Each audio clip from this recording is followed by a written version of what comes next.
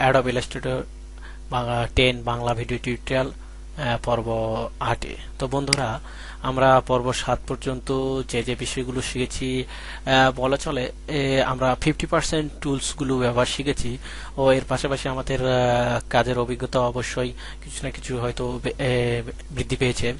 তো সেই গত পর্বে 7 পর্বে আমরা একটি বিষয় সম্পর্কে শিখিনি বা বলা হয়নি, সেটি হলো স্কেল টুলের ব্যবহারটি বলা হয়নি। তো এই স্কেল টুল শো আজকে তোমাদেরকে আরো 6টি টুলস অর্থাৎ টোটাল 60টি টুলসের কাজ শেখানো হবে। একটি স্কেল টুলস, একটি হলো symbol sprayer tools, graph tools, mesh tools, gradient tools, colour dropper বলা যায়, eyedropper and blender tools. তো প্রত্যেকটি টুলসেরই এক একটি বিশেষ কাজ আছে।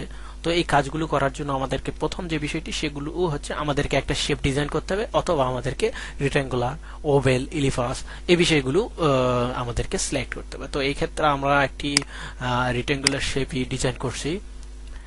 এখন বিষয়টি হচ্ছে আমরা এখানে স্কেল টুলের ব্যবহার করব। তো মূলত এই রেক্ট্যাঙ্গুলারের উপর স্কেল টুল ব্যবহার করে আমরা মূলত যেটি কাজ করি, স্কেল টুলের যে কাজটি সেটি হলো আমরা মুভ টুলের মাধ্যমে সিলেক্ট করার পর যে কোনো এক পাশ থেকে সেটাকে ছোট বড় বা বিভিন্ন বিষয় কাজ করি, যেমন এটাকে ছোট করে দিলাম। এই বিষয়গুলো উভয় সাইডে কাজ করার জন্য আমরা স্কেল টুল ব্যবহার করতে পারি, অর্থাৎ এই বক্সটাকে ছোট করতে পারি, ক্লোন কপিটাকে ছোট করতে পারি, এরকম। তো চলুন আমরা এটাকে একটা কপি করি, কন্ট্রোল সি কন্ট্রোল এফ, অর্থাৎ নির্দিষ্ট স্থানে কপি এবং পেস্ট হবে। আমরা সেটাকে একটু ছোট করছি যে দেখার জন্য যে না এখানে এটা ছাড়া আর একটা কপি আছে। তো যে বিষয়টি এখানে দেখছেন, তো প্রথমে শেপটিকে সিলেক্ট করব, এরপর স্কেল টুল নিব। স্কেল টুল নিলে দেখতে পাচ্ছেন এটি অর্থাৎ শেপটি সিলেক্ট হয়ে গেছে। কিবোর্ড থেকে যদি আমি ইন্টার পুশ করি তাহলে স্কেল টুলের যে ইউনিফর্ম সেক্টর আছে সেটি চলে আসবে, ডায়ালগ বক্সটি।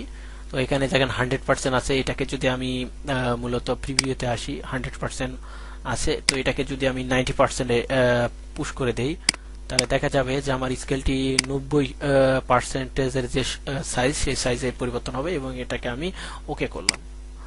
দেখতে পাচ্ছেন এই স্কেলটি চতুর্দিক থেকে যে 10% আছে সেটি কিঞ্চিত কমিয়ে নেওয়া হয়েছে। আরেকটি বিষয়, এটি আরো একভাবে ছোট করা যায়।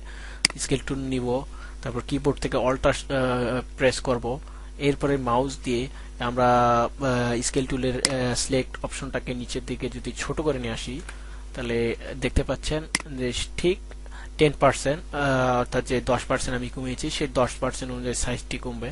অথবা এখানে যদি 50 সাইজ দেই, সাইজটি 50% কমবে, এবং আমি যেহেতু স্কেলটিকে ড্রপ করিয়েছি কিছু দূর, সেই ড্রপ অনুযায়ী ফাইলটি নিচে চলে আসবে। তো মনে হয় দেখতে পাচ্ছেন এবং বুঝতে পারছেন। নিচেরটাকে কালার করি এবং এটাকে আদার্স কালার রাখি। তো স্কেল টুলে আরেকটি টুলস আছে, সেটা হলো শেয়ার টুল। শেয়ার টুল মূলত এটাকে বিভিন্ন দিকে ছোট বড় বিভিন্ন স্টাইলে নান্দনিকতায় পরিবর্তন করা যায়। যেমন দেখলেন আমি যে টুলসটি স্কেল টুলের মাধ্যমে ডিজাইন করছি সেই টুলসটিকে আবার শেয়ার টুলের মাধ্যমে বিভিন্নভাবে আমি স্কেলিং করছি। এটাকে একটা কপি করি, কন্ট্রোল সি কন্ট্রোল এফ, এরপরে এটাকে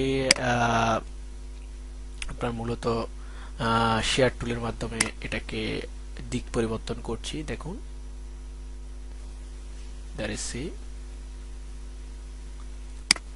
আপনারা দেখতে পাচ্ছেন। এটাকে আরো একটি কন্ট্রোল সি কন্ট্রোল এফ দিলাম এবং এটাকে শেয়ার টুলের মাধ্যমে আরেকটি মুভ প্রদান করলাম। তো এ হচ্ছে শেয়ার টুলের কাজ। আর স্কেল টুলের কাজ তো দেখলেনই আপনারা। এর পরের যে কাজটি সেটি হচ্ছে এখানে আরেকটি কাজ আছে স্কেল টুলে, সেটা হচ্ছে ফ্রি লাইন বলা যায়, রিশেপ। তো এখানে যে লাইনটি আছে সেটাকে আমি টেনে যদি আমরা একটা লাইন লে কাজ করি, মূলত এখানে যদি আমরা একটা লাইন ড্র করি, CS this is a line. তো এই লাইনটি যদি আঁকা বাঁকা ড্রপিং সিস্টেম থাকে সেই ড্রপিং সিস্টেমটাকে বিভিন্নভাবে বেঁকে দেওয়া যাবে। সেটি হচ্ছে রিশেপের মাধ্যমে। রিশেপের মাধ্যমে আপনি এটাকে বিভিন্ন স্টাইলিশ বলা যায় পয়েন্ট আপ করতে পারছেন এবং বিভিন্ন স্টাইলে।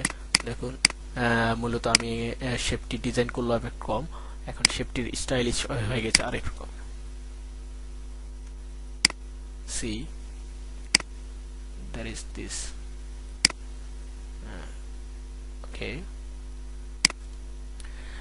আমরা স্কেল টুল ব্যবহার করে এতক্ষণে কিছু একটা স্টাইলিশ ডিজাইন করলাম, যেটি স্কেল টুলের বিভিন্ন বিষয়গুলো আমরা ব্যবহার করে এখানে করে ফেলতে পারি আমাদের সেই নান্দনিকতার প্রয়োগের মাধ্যমে। তো এটি হচ্ছে আপনার সেই স্কেল টুলের ব্যবহার দেখালাম আমি। তো আপনারা প্র্যাকটিস করবেন।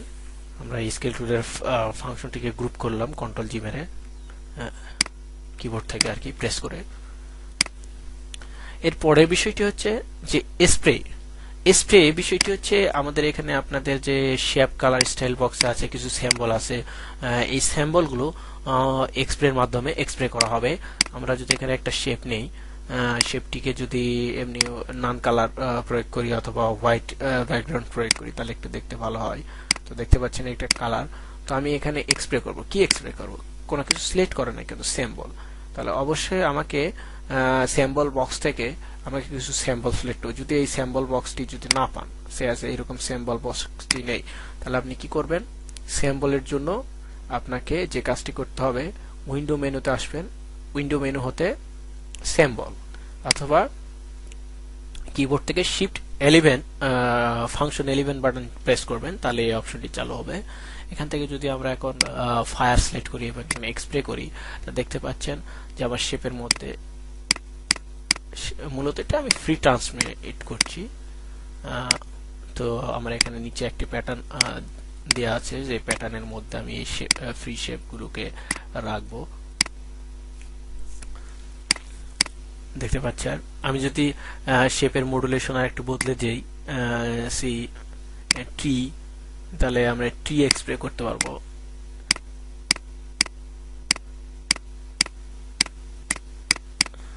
আমরা এখানে অ্যানিমেট্রিক অনেক সময় 2D ডাইমেনশনের অনেক ডিজাইন করতে হয়, সেক্ষেত্রে আমরা কিন্তু এই স্যাম্বল শেপগুলো ব্যবহার করতে পারি। অর্থাৎ আমরা কিছু স্যাম্বল ডিজাইন করে এগুলোকে যদি আমাদের স্যাম্বলের মধ্যে রেখে দেই এবং পরবর্তীতে আমরা সেগুলো ব্যবহার করে আমাদের বিশেষ বলতে পারেন যে নান্দনিক ডিজাইন করতে পারেন। যেমন এখানে দেখতে পাচ্ছেন এখন যে যে ফায়ার বুস্টারগুলো তৈরি করা হয়েছিল, সেই ফায়ার বুস্টারগুলো সাপোজ মনে করেন যে আকাশ থেকে এসে একটা জঙ্গলে পতিত হচ্ছে বা জঙ্গলে পড়ছে বলতে পারেন।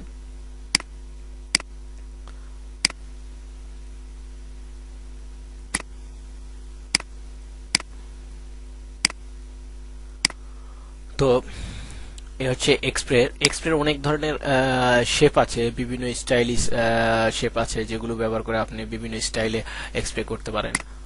সেক্ষেত্রে আপনাকে শেপগুলোকে সিলেক্ট করতে হবে। মূলত সরি, এখানে শেপটিকে সিলেক্ট করলাম। শেপটিকে মূলত সাজিয়ে নিতে পারি আমরা বিভিন্ন স্টাইলে, সেই বিষয়টি এখানে গ্রহণযোগ্যতা আছে, যেহেতু এক্সপ্রেসিভ সেই বিষয়ে এখানে আছে। ঠিক সেই অনুযায়ী আমরা এটাকে বিভিন্ন দিকে শেপ আরো চাপিয়ে দিতে পারি, স্টাইলিশ করতে পারি। তো শেপের ভিতরে এই কাজটি আমরা করতে পারি আর কি। এর পরের বিষয়টি হচ্ছে গ্রাফ। তো সকলেই কম বেশি হলেও আমরা অঙ্ক কাজ করে থাকি, এবং যেহেতু আমরা পড়ালেখা করেছি সেহেতু সকলেই গ্রাফ বিষয়ে জানি। তো গ্রাফ মূলত কোনো হিসাব বিষয়, তথ্য ফলাফলের উপর একটি চিত্রায়িত বিষয়। সেই ক্ষেত্রে আপনার গ্রাফের যদি প্রয়োজন হয়, অর্থাৎ কিছু কাগজে কিছু গ্রাফ কলাম লাইন, সেক্ষেত্রে আপনাকে এখানে গ্রাফস টুলস দেওয়া আছে, যেটি আপনি অপশন ক্রিয়েট করলে আপনার গ্রাফের সাইজ কত ইঞ্চি বা কত ইঞ্চি করবেন। যেমন এখানে আমি 5 ইঞ্চি ওয়াইড বাই 4 ইঞ্চি হাইটের একটি গ্রাফ করব, সেটি দেখতে পাচ্ছেন গ্রাফটির সাইজ। তো এই গ্রাফের যদি আমি এখানে 10, গ্রাফটির সাইজ দিচ্ছি 10, স্কেলিং, তারপরে হাইট দিচ্ছি 5, তারপরে গ্রাফটির হাইট দিচ্ছি 6, তারপরে গ্রাফটির হাইট দিচ্ছি 4। তো দেখতে পাচ্ছেন এখানে একটি গ্রাফ অলরেডি ক্রিয়েট হয়ে গেছে। যদি চান এই গ্রাফটির কালারও পরিবর্তন করে দিতে পারেন আপনি। সেটি কালার অ্যাট্রিবিউট থেকে আপনার কালার সিলেক্ট করবেন এবং কালারটি পেস্ট করবেন।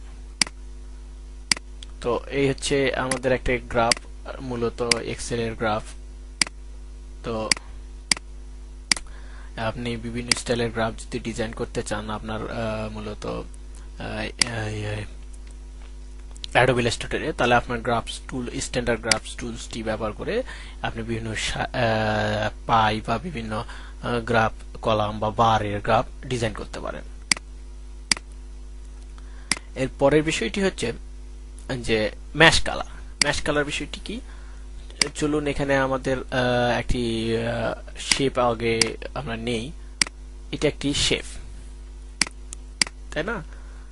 এই শেপটিতে আমি আপাতত হোয়াইট কালার ইনক্লুড করছি। এখন আমরা এখানে গ্রেডিয়েন্ট শেপ, মেশ কালারে মূলত আপনার কালার এক্সপ্রে যেরকম করা হয়, কয়েকটি কালার পেইন্টার ব্রাশ নিয়ে এক্সপ্রে করলাম, সেগুলো কম্বিনেশন হয় বা গ্রেডিয়েন্ট মেশ হয়, কয়েকটি কালারে পরিবর্তন হবে। তো এখান থেকে আমরা প্রথমে সেন্টারে একটি মেশ পয়েন্ট দিচ্ছি। মেশ কালার সিলেক্ট করার পর আমরা এখান থেকে গ্রিন কালারটা পুট করলাম। তো এটা মূলত হলো এক্সপ্রের মতনই একটা কালার। তারপরে একটা জায়গাতে আমরা পয়েন্ট আপ নোট দিলাম, সেখানে আরেকটা কালার ইনক্লুড করলাম, আরেকটা কালার নিলাম, সেখানে আরেক ধরনের কালার সিলেক্ট করছি। ঠিক এইভাবে আমরা বিভিন্ন কালার ব্যবহার করে একটা আমাদের নিজস্ব নান্দনিকতার সম্পূর্ণ একটি শেপের ডিজাইন করতে পারি আর কি। তো যেমন এই ডিজাইনটি মূলত যে কারণে করা হয়, আমি একটি মাউস আর কি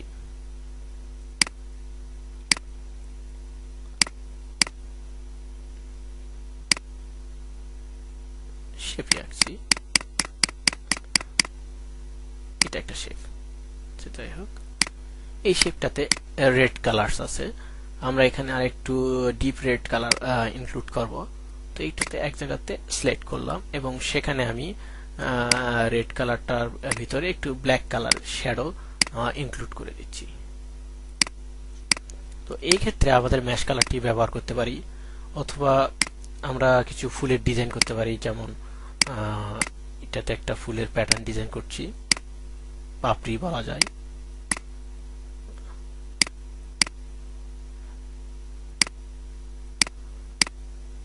এটা একটা পাপড়ি। এই পাপড়িটাকে আমি মূলত আরো কালারটাকে চেঞ্জ করে নিই। পাপড়িটাকে একটু ইয়েলো কালার দেই। চলুন পাপড়িটাতে ইয়েলো কালার।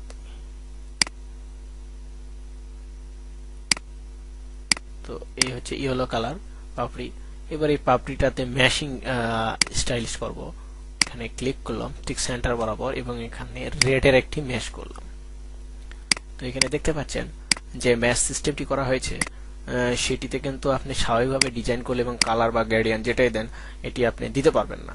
তো এটি ম্যাশের মাধ্যমে আপনি দিতে পারেন। এবং এটাকে আমি এখন রোটেট করব আপনাদেরকে। এবার আমি একটু দেখাই, সেই 90 ডিগ্রি এর রোটেশন এর যে পয়েন্ট আপ আছে সেটি ব্যবহার করে আমি এখন রোটেট করব মূলত। ওকে, এখানে আমি কত ডিগ্রিতে ঘোরাতে পারি সেটি এখন দেখি। 25 ডিগ্রি। ওকে, দেখি একটা কপি করে দেখি 25 ডিগ্রিতে ঘুরলে কিরকম হয়। Control T, control T. ওকে, যাই হোক, একটি শেপের আর কি তাও এসেছে। আপনারা দেখতে পাচ্ছেন কিছুক্ষণ আগে। ঠিক এটি কি এই বিষয় ছিল? অবশ্যই না। তাহলে আমরা অলরেডি ম্যাশ কালার প্রয়োগ করে, অর্থাৎ ম্যাশ ব্যবহার মানে টুলসটি ব্যবহার করে আমরা একটা বলতে পারেন ডিজাইন করলাম। সেখানে আমরা গ্রেডিয়েন্ট শেপের মতন কিছু কাজ করলাম এবং সেটিকে একটা উজ্জ্বল আর কি উজ্জ্বল বর্ণের একটি স্টাইলে প্যাটার্নে পরিবর্তন করে ফেলে দিলাম। তো এটি ইজিলি আপনারাও করতে পারেন। তো এই ম্যাশ কালারের মাধ্যমে মূলত আপনি যদি 2 ডাইমেনশনে বিভিন্ন আর্ট করেন, যেমন চোখ, নাক, তারপর মুখ বা বিভিন্ন অ্যানিমেট্রিক বিষয়ের ক্ষেত্রে, তো সেই ক্ষেত্রে আমরা ম্যাশ কালারটি প্রয়োগ করতে পারি। যেমন এখানে আমি ম্যাশ কালারের একটা বিষয়, যে এখানে লিপের একটা কাজ করব। তো তার আগে আমি একটু র্যাপ টুল দিয়ে একটু ঠোঁটের ডিজাইনটি করে দিচ্ছি এটাকে। ওকে,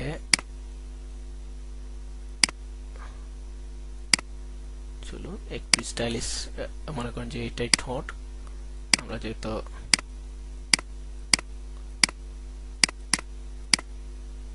ওকে হালকা পাতলাই ধরে নেই। এটা তো পুরাই রেড, তাই না? তো এটাকে যদি একটু আমি ম্যাশিং স্টাইলে কাজ করি তাহলে কি করতে হবে, অবশ্যই এটাকে একটু হালকা করে দিলাম, ম্যাশ পয়েন্ট দিলাম, ঠিক এটাতে মাঝখানে একটু কাজ করলাম। যেমন কি কাজ করতে পারি, আমি এখানে ব্ল্যাক ইনক্লুড করছি, ব্ল্যাক তো হবে না, ঠোঁটে তো অবশ্যই ব্ল্যাক হয় না, তো একটু রেডটাকে সেন্টার বরাবর একটু রেড কালারটাকে আরো একটু গাঢ় করছি, এখানেও একটু দিচ্ছি। তো হালকা পাতলা মূলত কালার দিয়ে আপনি আপনার ঠোঁটের যে স্টাইলিশ আছে সেটিকে বলতে পারেন আপনার মতন করে সাজিয়ে নিতে পারেন। কিছু কালার দিলাম, এটি হচ্ছে একটু স্টাইলিশ। এরপরে এর উপরে আরো কাজ করতে হবে, যেমন এর উপরে যে কাজটি করতে হবে, আমার কত শ্যাডোতে যে স্টাইলিশ আছে সেটাকে আমি আমার মতন করে আর একটু স্টাইল করতে পারি।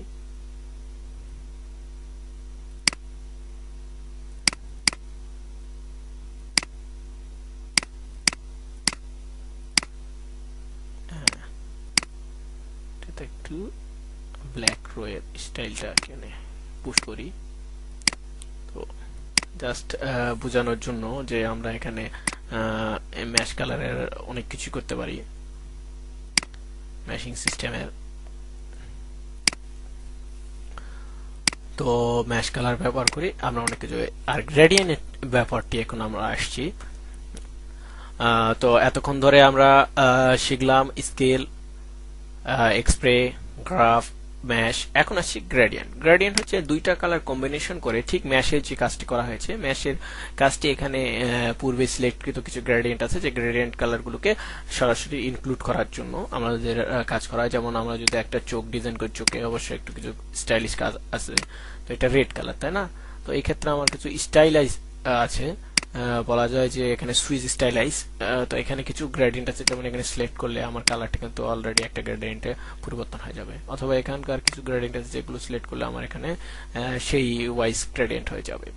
তো এই গ্রেডিয়েন্টটাকে আরো বিভিন্ন আঁকা বাঁকা, বিভিন্ন টানা বা বিভিন্ন স্টাইলে বা শেপে বিভিন্ন দিকে ঘোরানোর জন্য মূলত আমার এই গ্রেডিয়েন্ট টুলসটি ব্যবহার করা হয়। আর এর বলে যে টোটাল বিষয়টি দেখার জন্য এখানে ট্রান্সপারেন্ট বা গ্রেডিয়েন্টস টুলস আছে, যে গ্রেডিয়েন্টস টুল থেকে আপনি আপনার স্টাইলিশ পরিবর্তন করে নিতে পারেন, বা এখান থেকে কিছু কালার বাদ দিতে পারেন, আবার ইনক্লুড করতে পারেন as usually you have need. দেখুন এখানে একটা স্টাইলিশ, এখান থেকে আয়ের পাশ থেকে সি, এটা একটা স্টাইলিশ হতে পারে। এই স্টাইলিশটা আমার এখানেই প্রয়োজন হতে পারে না, অবশ্যই। তো আমরা গ্রেডিয়েন্ট টুলস ব্যবহার করে আমাদের বিভিন্ন স্টাইলে বিভিন্ন ধরনের গ্রেডিয়েন্টস বা শেপ ব্যবহার করতে পারি। সেই শেপগুলোর সাহায্যে আমরা বিভিন্ন ধরনের স্টাইলিশ করতে পারি। হ্যাঁ, বিভিন্ন প্যাটার্ন ডিজাইনের জন্য আপনার গ্রেডিয়েন্টস টুলসই ব্যবহার হতে পারে। এখন আসি এই গ্রেডিয়েন্টস টুলসে। তো আমরা কাজটা এখানে দেখলাম, আরো অন্যান্য গ্রেডিয়েন্টস টুল আছে যেগুলো ব্যবহার করতে পারেন আপনি। আমরা নন কালার সিলেক্ট করছি। এখন যে বিষয়টি আসছে যে এখানে আমার একটা কালার আছে, এখানে একটা আমার কালার আছে। মূল উদ্দেশ্য হলো আমার এই কালারটি, যেটি বলা যায় আর কি আকাশি, হালকা হালকা আকাশি, এই কালারটিকে আমার গ্রিন কালারটি প্রয়োগ করতে হবে। তাহলে সেক্ষেত্রে কি করব, আইড্রপার কালার দিয়ে সরাসরি আমি কালার সিলেক্ট করে দিতে পারি, যেটাকে ম্যাজিক্স ও বলা চলে।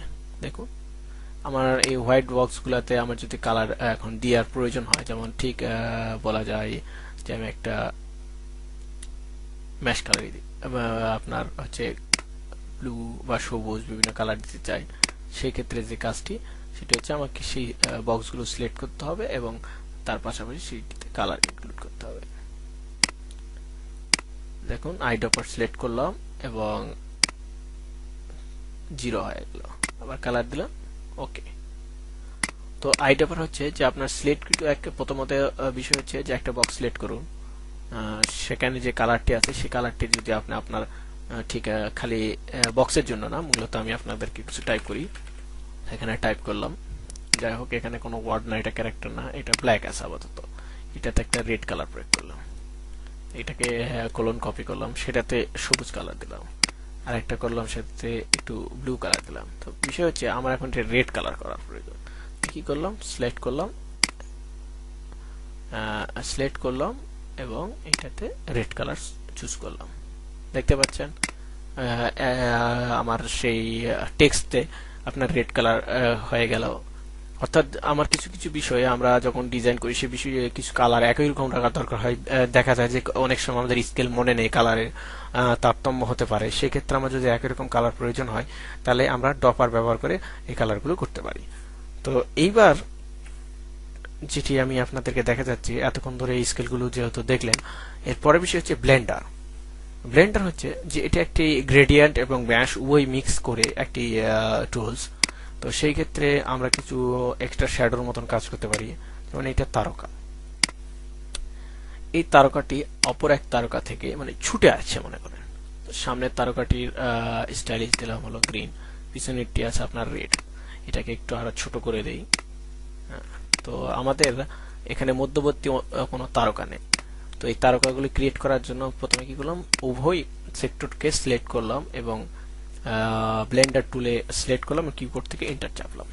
এখন আমার বিষয়টি হচ্ছে আমরা কোন দিক থেকে ব্লেন্ডার করব, বাম দিক থেকে ডান দিকে না ডান দিক থেকে, মানে উপর থেকে নিচে, নিচে না থেকে বামে।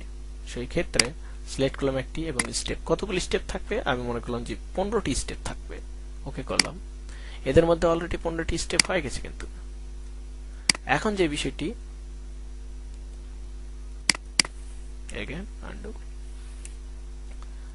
আমার এর ভিতরে 15টি স্টেপ আছে। তাহলে কি করতে হবে এখন আমার, সেটি হচ্ছে আমার সবুজের থেকে লালের দিকে আমাকে ড্র্যাগ করতে হবে। তাহলে সবুজে ক্লিক করলাম এবং লালে নিয়ে গিয়ে ছেড়ে দেবো আর কি, বা লাল থেকে নিয়ে আসবো সবুজে ছেড়ে দেবো।